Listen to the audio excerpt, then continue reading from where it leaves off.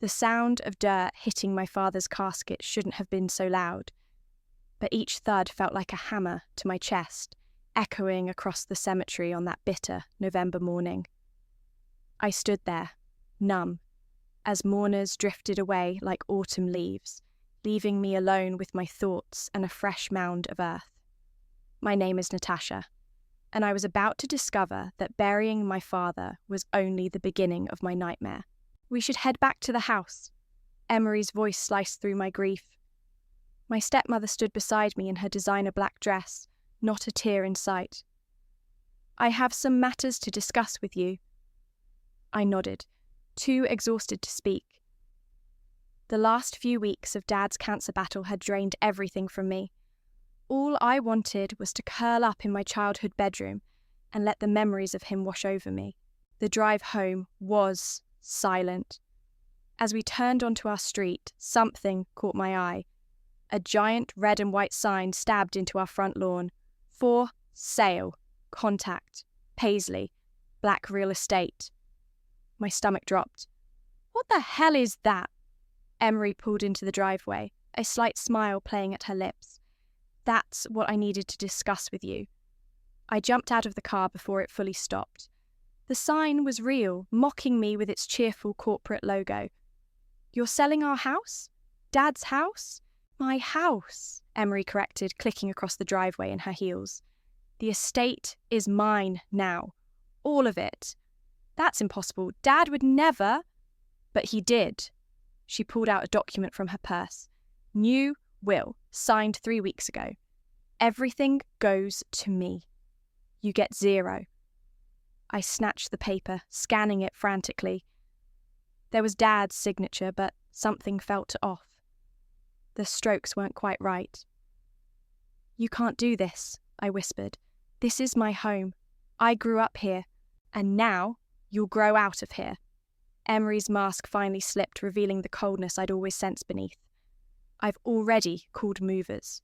You have 2 hours to pack your personal items. 2 hours? I live here. Not anymore. She turned toward the house. Oh, and don't bother checking the joint accounts. They're already closed. I stood there shaking as she disappeared inside. My phone buzzed. Kendra, my cousin, asking if I needed anything. I texted back, everything. I need everything. The next 2 hours were a blur of trash bags and tears. Photos, clothes, memories stuffed wherever they'd fit.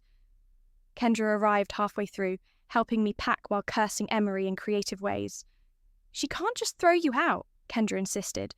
There have to be laws. Time's up, Emery called from downstairs. The movers are here. I looked around my half-packed room, at the walls still covered in concert tickets and Polaroids. I'm not finished. Not my problem. Emery appeared in the doorway, 2 burly men behind her. Whatever's left goes to donation. What happened next still makes my chest tight. They started grabbing things, my things, and carrying them out. When I tried to protest, one of the men gently but firmly took my arm. Miss, please don't make this difficult. Kendra caught me as I stumbled backward. This isn't over, she hissed at Emery. Oh, but it is. Emery's smile was pure venom. Good luck finding a lawyer who'll take your case. The will is ironclad. They escorted us out like criminals. I watched from the street as my life was piled into Kendra's car, the setting sun casting long shadows across the lawn. That damn "for sale" sign gleamed like a knife in my heart. But as Kendra drove away, I reached into my purse and pulled out a sealed envelope. Dad's just-in-case packet, given to me 2 months ago with strict instructions not to open it unless something went wrong. Something had definitely gone wrong. Let the games begin, I whispered, breaking the seal. Kendra glanced over, raising an eyebrow. What's that? I smiled for the first time since the funeral. That, dear cousin, is the sound of karma warming up her vocal cords. Inside Kendra's apartment, I spread the contents of Dad's envelope across her coffee table. Property deeds, bank statements, and a handwritten letter that made my hand shake as I read it. My dearest Natasha, it began. If you're reading this, I'm gone, and Emery has shown her true colours. What does it say? Kendra leaned forward, law books forgotten on her lap. I cleared my throat, fighting back tears. He knew what she was planning. The memory of that day hit me like a tidal wave. 2 months ago, Dad had called me to his study, looking frailer than ever, but with steel in his eyes. Come sit with me, baby girl, he'd said, patting the leather chair beside his desk. We need to talk about Emery. I'd settled in, watching him shuffle through papers. What about her? I've seen the way she looks at you. Cold, like you're an obstacle. He'd coughed, waving away my concern. I've also seen her with the financial advisor, that snake, Dylan Marshall. Dad, you're not making sense. I'm making perfect sense. He'd pulled out a document, sliding it across the desk. This is the deed to the house. I'm transferring it to you. Today. I snapped back to present as Kendra gasped, holding up the deed. Holy shit, Natasha. This is legitimate. Your dad transferred full ownership to you 3 months ago. Keep reading, I said, pointing to the letter. I've watched her do this before, Dad had written. She thinks I don't know about her past marriages, about what happened to poor Richard Wilson. But I know everything. The house is yours now, legally recorded and ironclad. Don't let her take what's yours. Kendra was already on her phone. We need to call Caleb, right now. 20 minutes later, we sat in Caleb's office, watching him examine the documents. His expression shifted from professional interest to barely contained excitement. This is perfect, he said, looking up. Your father was brilliant. The deed transfer was properly recorded with the county 2 months ago. Emery has no claim to the property. But the will, I started, is suspicious at best, fraudulent at worst. Caleb pulled out his laptop. Look at this signature comparison. He placed Dad's signature from 3 months ago next to the one on Emery's will. The difference was subtle but clear. She forged it, my voice cracked. We'll need experts to confirm, but... Caleb nodded grimly. Your father's signature changed dramatically in those final weeks. Either from illness or she drugged him, Kendra finished. Jesus. My phone buzzed. A text from Emery. Paisley has 3 showings scheduled tomorrow. Don't even think about interfering. I looked at Caleb. Can we stop this? Stop it? He grinned. We can destroy it. He started typing rapidly. I'm filing an emergency injunction right now, but maybe what? Maybe we let the first showing happen, let her dig herself deeper into legally actionable territory.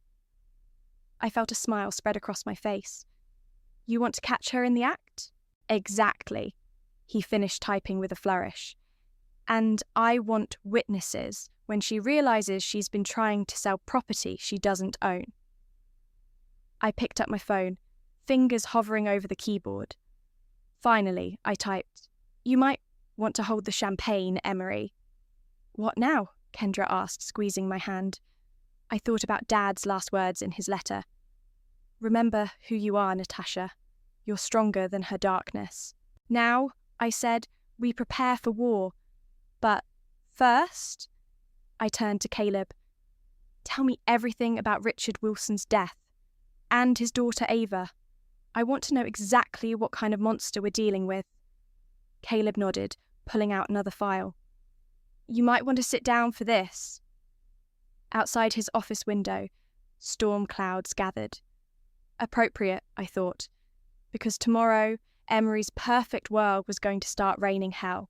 One more thing, I said, pulling out my phone again. Does anyone know a good forensic document examiner? Because I have a feeling we're going to need one. The open house was in full swing when I pulled up to my childhood home. Luxury cars lined the street, and I could see Emery holding court in the living room through the bay windows. She wore red. Of course she did. and was gesturing dramatically to a cluster of potential buyers. "Ready?" Caleb asked from the passenger seat. I nodded, gripping the folder containing the deed. "Let's crash this party." We walked up the familiar path, past manicured bushes and through the front door. The house smelled of fresh-baked cookies, a realtor's oldest trick. Paisley, the real estate agent, was describing the original hardwood floors to an elderly couple, and, as you can see, the previous owners maintained everything beautifully. Emery's voice carried from the living room. "I'm planning to list at $850, but for the right buyer." "Actually," I announced, stepping into the room, "it's not for sale at any price." The potential buyers turned, startled. Emery's smile froze, then widened artificially. "Natasha, dear, this is a private showing." "On my property?" I pulled out the deed. "That seems inappropriate." Paisley hurried over, confusion clear on her face. "I'm sorry. There must be some mistake. Mrs. Sims has full authority to—" "No," Caleb interrupted, handing her his business card. "She doesn't. My client is the legal owner of this property. Has been for months." Emery laughed, but I caught the tremor in it. "Don't be ridiculous. I have the will, which has no bearing on the deed transfer my client's father executed, while of sound mind and body." Caleb pulled out more documents. "Would you like to see the county records? Or should we call the police about this attempted property fraud?" The room went silent. Potential buyers began edging toward the door. "This is absurd," Emery snapped, but her face had lost colour. "I have documentation." "Forged documentation," I cut in. "Did you really think Dad wouldn't protect me from you?" Paisley was scanning the deed, her professional demeanour cracking. "Mrs. Sims, if this is true—" "It's not." Emery grabbed for the papers, but Caleb smoothly stepped back. "I'd advise against any sudden movements," he said calmly. "We have copies of everything." The elderly couple hurried out, followed by 2 other groups. Paisley looked like she might be sick. "I'm so sorry," she stammered. "I had no idea. I'll cancel all other showings immediately." "Thank you," I said. "You were misled, but everyone else needs to leave. Now." As the last viewers filtered out, Emery's mask finally shattered. "You little bitch! You think you've won?" "No," I replied. "I think you're going to jail. The forged will? The mysterious changes to Dad's medication doses in his final weeks? It's all coming out." Her phone rang, making her jump. She glanced at the screen and her face went ash white. "Problems?" I asked sweetly. "Could it be the DA's office? They're very interested in elder abuse cases these days." Emery's hand shook as she declined the call. "You have no proof?" "Don't I?" I walked to Dad's study, Emery following like a puppet on strings. I ran my hand along his desk.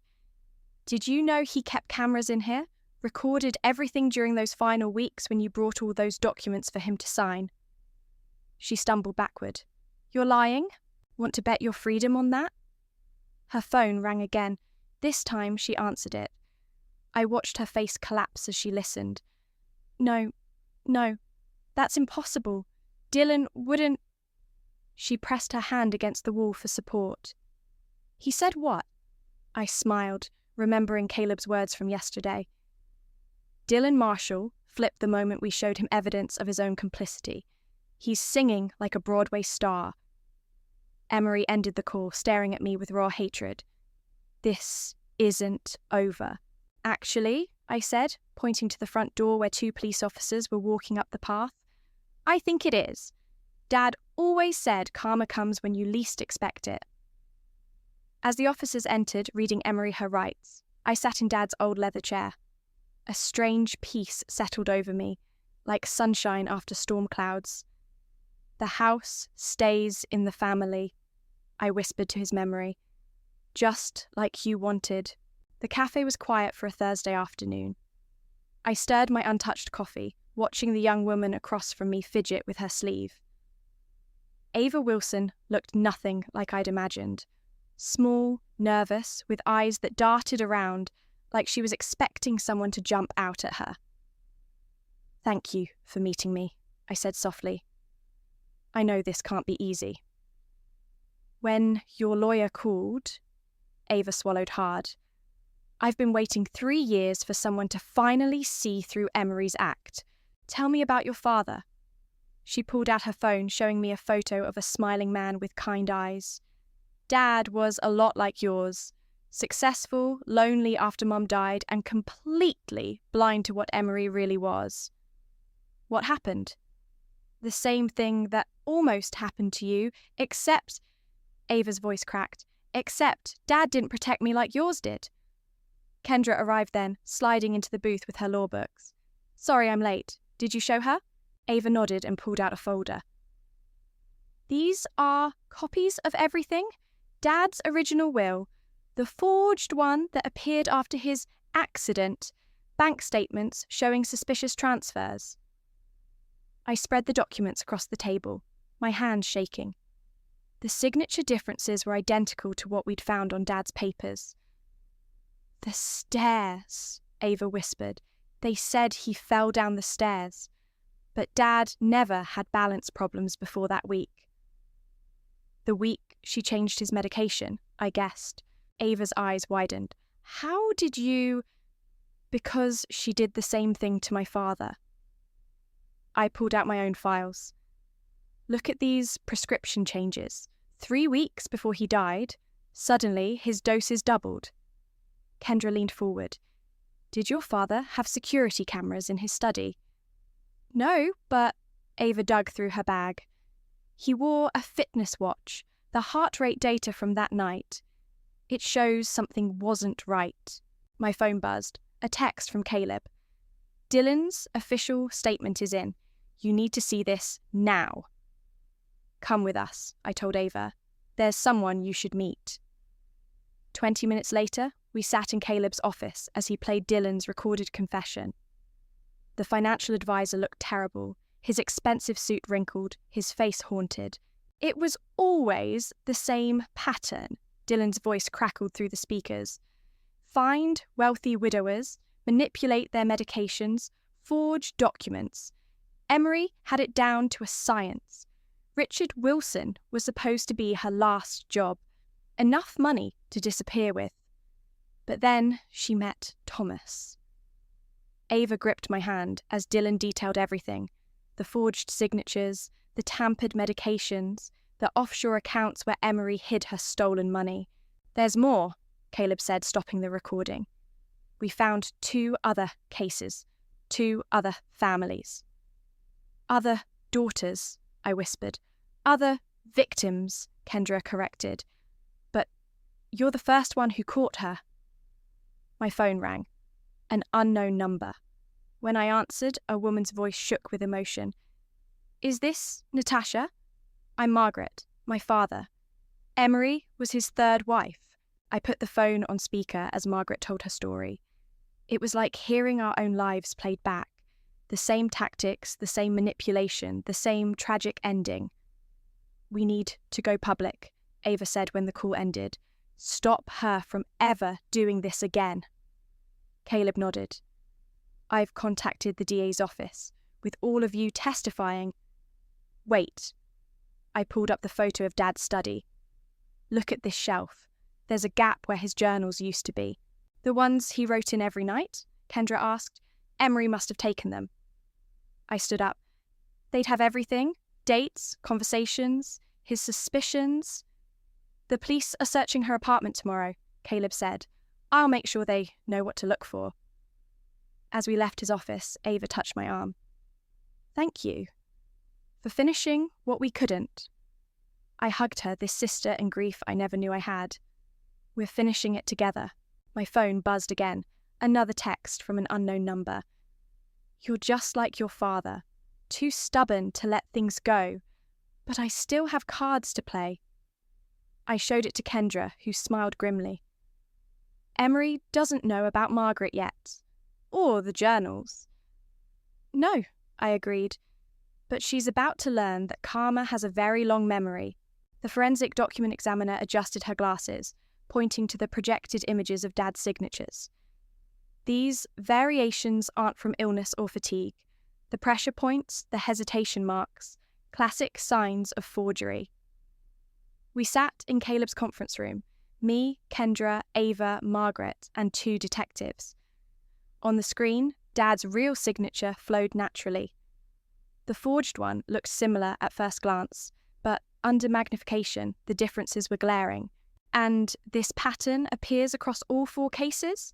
Detective Rivera asked, identical methodology. The examiner nodded. Whoever did these forgeries used the same techniques each time. My phone lit up with a notification. Speaking of techniques, I said, opening the link. Look what Emery's been posting. The social media post was vicious. A photo of me from Dad's funeral, twisted with lies about drug addiction and mental instability. My poor stepdaughter, Emery had written, making up stories to cope with her grief. She needs help, not encouragement. Classic Darvo, Detective Morris said. Deny, attack, reverse victim and offender. She's desperate. It gets worse, Kendra said, scrolling through comments. She's claiming you forged the deed transfer. The conference room door burst open. Caleb rushed in, waving a flash drive. We got them. The police found your father's journals. He plugged in the drive, and Dad's familiar handwriting filled the screen. The entries were damning. Detailed accounts of conversations overheard, suspicious meetings, medication that made him feel wrong. October 15th, I read aloud. Caught Emery and Dylan in the study again. She claimed they were discussing investments, but I saw them hiding documents when I entered. Something's not right. This is exactly what we needed, Detective Rivera said, taking notes. Direct, contemporary documentation of suspicious behaviour. Suddenly, my phone rang. Dylan's number. I answered on speaker. Natasha? His voice was frantic. She knows. Emery knows I talked. She's threatening to release documents about my involvement in... Mr. Marshall, Detective Morris cut in, are you saying Ms. Sutton is attempting to blackmail you? Silence. Then, yes, she has proof I helped her out with everything. All of it. The forgeries, the medications, the offshore accounts. Text messages? Rivera asked sharply. Better. Dylan's laugh was hollow. She recorded everything, said it was her insurance policy. I leaned forward. Where are these recordings? On her personal laptop. She never lets it out of her sight, but... He paused. She's meeting me tonight, at the Riverside Hotel, room 412. She thinks she's going to convince me to recant my statement. The detectives exchanged looks. Mr. Marshall, would you be willing to wear a wire? Yes. No hesitation. I'm done being her puppet. What happened next was like a scene from a movie. The detectives coordinated with their team. Caleb filed emergency motions. Kendra and I watched from a surveillance van as Dylan entered the hotel room, wearing a hidden microphone. Emery's voice crackled through the speakers. You stupid man. Did you really think I wouldn't have backup plans? It's over, Emery, Dylan said. They have everything. They have nothing. Once you recant... I won't. I can't keep covering up deaths. Deaths? Her laugh was chilling. Richard had an accident. Thomas died of cancer. Prove otherwise. The medication changes are documented. The forged signatures... Are you wearing a wire, Dylan? The detectives tensed. Through the camera feed, we watched Emery approach Dylan, her face twisted with rage. Because if you are, she pulled out her laptop, everything I have on you goes public. Every signature you forged, every account you helped me hide. The door burst open. Police! Hands where we can see them! Emery lunged for her laptop, but Detective Rivera was faster. As they led her away in handcuffs, she locked eyes with me through the hotel window. You're just like him, she spat. self-righteous, thinking you're so much better. No, I said, watching the detective bag her laptop as evidence. I'm the daughter who finished what my father started. He saw through you. And now everyone else will too. Her face crumpled as the full weight of her situation hit her. 4 families, 4 cases, and now, finally, 4 decades worth of karma catching up all at once. The courtroom fell silent as I took the stand. Emery sat at the defense table, her designer outfit replaced by muted colours, her usual smirk gone. Her lawyer had advised her to appear remorseful, but the hatred in her eyes gave her away. Please state your name for the record, the prosecutor said. Natasha Marie Sims. Can you tell us about the events following your father's death? I gripped the microphone, my voice steady. I came home from his funeral to find a for sale sign in our yard. Emery claimed she owned everything. She had me thrown out that night. And how did you discover the truth about your father's property? He left me an envelope. I glanced at Emery. He knew what she was planning. He protected me. Objection! Emery's lawyer stood. Speculation. I'll rephrase, the prosecutor said. What did the envelope contain? The deed to our house, transferred to me months before his death, and a letter explaining his suspicions about Emery and Dylan Marshall. The prosecutor displayed Dad's journal entries on the courtroom screen. Is this your father's handwriting? Yes. He documented everything. The suspicious meetings, the medication changes, conversations he overheard. Emery's lawyer tried to paint me as a grieving daughter, making wild accusations, but the evidence was overwhelming. Dylan's testimony had been devastating. The forensic evidence was irrefutable. Then came the moment that changed everything. Your Honour, the prosecutor said, I'd like to play an audio file recovered from the defendant's laptop. Emery's face went white. The recording started with crystal clarity. Emery's voice speaking to Dylan 3 years ago. Richard Wilson's death was perfect. Accidental. Fool. Grieving daughter too shocked to question anything. Thomas will be even easier. Cancer patients have so many medications to keep track of. The courtroom erupted. The judge called for order as Emery's lawyer desperately requested a recess. One more witness, the prosecutor announced. The court calls Margaret Andrews. Emery's head snapped up as Margaret walked to the stand, the daughter of her second husband, previously unknown to the investigation. Ms. Andrews, please tell us about your father's death. Margaret's testimony was like a nail in Emery's coffin. The same pattern, the same manipulation, the same tragic ending. During the lunch recess, Caleb pulled me aside. They're offering a plea deal. She'll serve time, forfeit all assets gained through fraud. No deal, I said firmly. Let the jury decide. Back in session, it was time for my final statement. I pulled out Dad's last letter, the paper worn from countless readings. My father wrote this the week before he died, I began, my voice carrying through the silent courtroom. He knew he was running out of time, but he wasn't afraid for himself. He was afraid for me. I read the letter aloud, watching Emery's facade crack with each word. My dearest Natasha, I'm sorry I brought this darkness into our lives.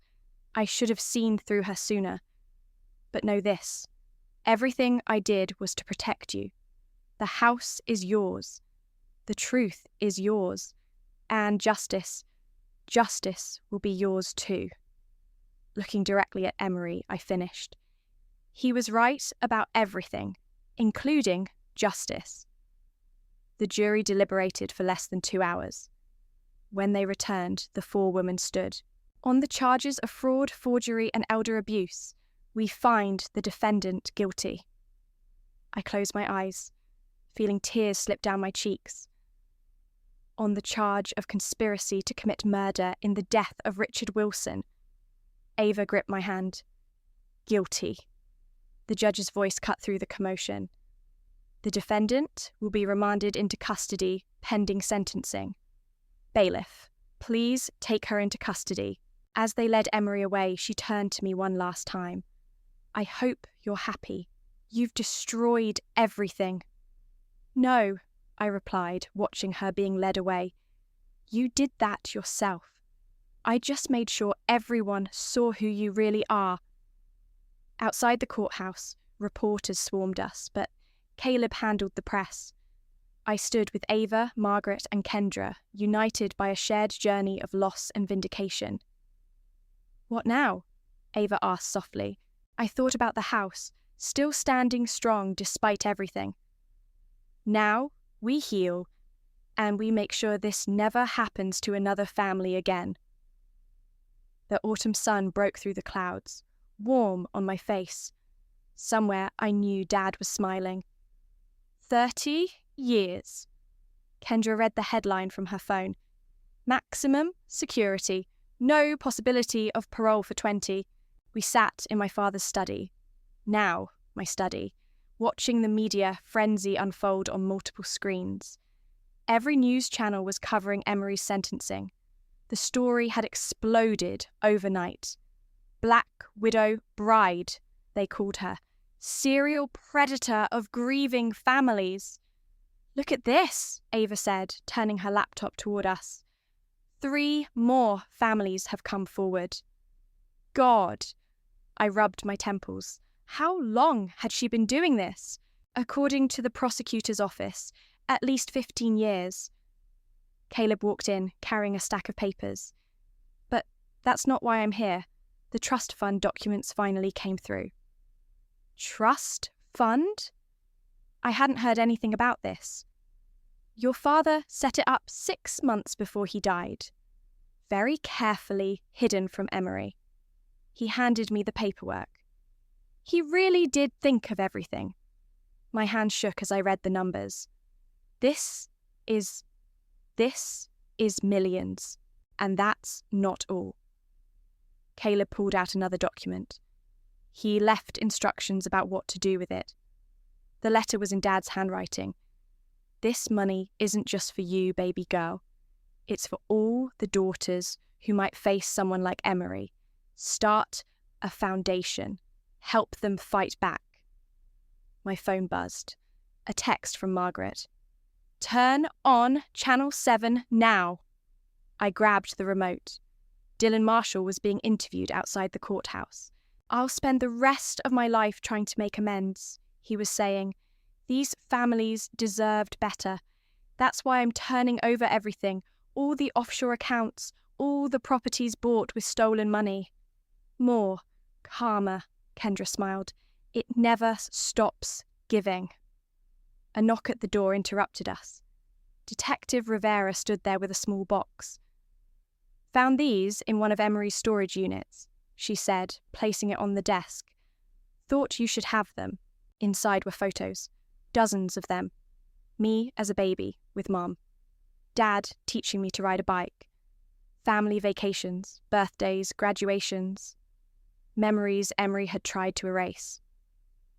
She kept them as trophies, Rivera explained, like all the others she took from her victims. Not victims anymore, I said firmly. Survivors. My phone rang again. A reporter wanting a statement about the foundation. As I talked, explaining our plans to help families navigate similar situations, I noticed something stuck under Dad's old desk drawer. Hold on, I told the reporter. I'll call you back. Reaching under the drawer, I pulled out an envelope. Inside was a single piece of paper, dated just days before Dad died. If you're reading this, you did it, baby girl. You found the truth, fought for justice, and protected our home. I'm sorry I brought Emery into our lives, but I'm not sorry about how strong you've become.